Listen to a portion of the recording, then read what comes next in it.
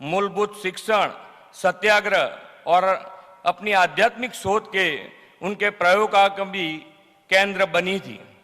देश की स्वतंत्रता के लिए अलग अलग अभियान और जन आंदोलन चलाने के निर्णय इस आश्रम से ही लिए जाते थे।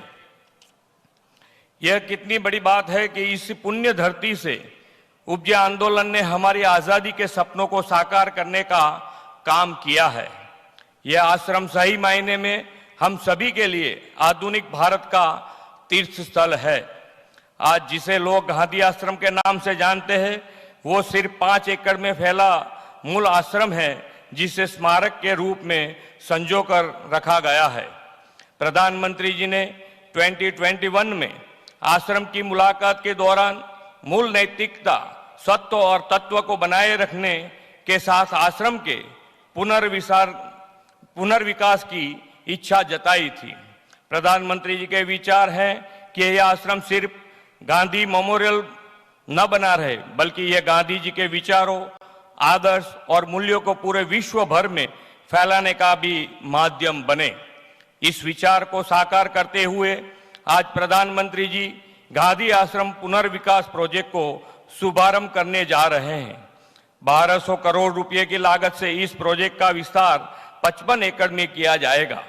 इसके लिए केंद्र सरकार की ओर से मिलने वाली आर्थिक मदद के लिए प्रधानमंत्री जी का मैं तहे दिल से आभार व्यक्त करता हूं।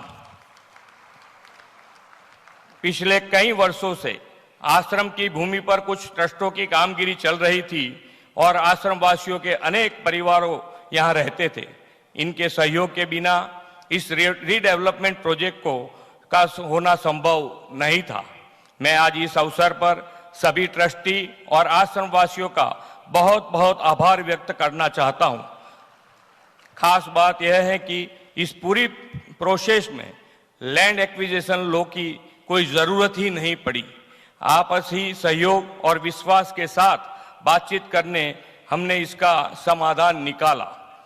आप सभी के सहयोग और पूज्य बापू के प्रति आपका आदर भाव के कारण यह प्रोजेक्ट समय पर शुरू होने जा रहा है।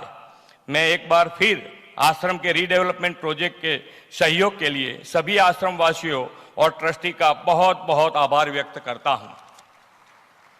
आज के इस अवसर पे इस बात का विशेष उल्लेख करना चाहूंगा कि प्रधानमंत्री जी ने आजादी के अमृत महोत्सव के अवसर पर एक भारत श्रेष्ठ भारत और विश्वगुरु भारत की जन चेतना को जगाने के उद्देश्य के साथ 12 मार्च 2021 के दिन दांडी मार्च को प्रस्थान कराया था और आज आजादी के अमृत काल में गांधी जी को समर्पित आश्रम रीडेवलपमेंट प्रोजेक्ट भी माननीय प्रधानमंत्री जी की शुरू किए जा रहे हैं।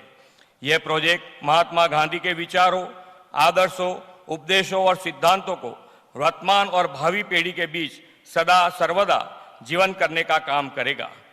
विकास भी और विरासत भी कि नरेंद्र भाई की गारंटी के साथ आज देश विकसित भारत बनने की ओर आगे बढ़ रहा है। विकसित भारत के लिए गुजरात ने भी विकसित गुजरात का संकल्प लिया है और साबरमती आश्रम का यह रीडेवलपमेंट प्रोजेक्ट हमारी इसी विरासत के गौरव को और बढ़ाएगा। इस विश्वास के साथ मैं फिर एक बार आदरणीय प्रधानमंत्री जी और आप सभी महानुभावों का स्वागत और अभिनंदन करते हुए अपनी वाणी को विराम देता हूं। भारत माता की जय। वंदे मातरम। जय जय गरवी गुजरात।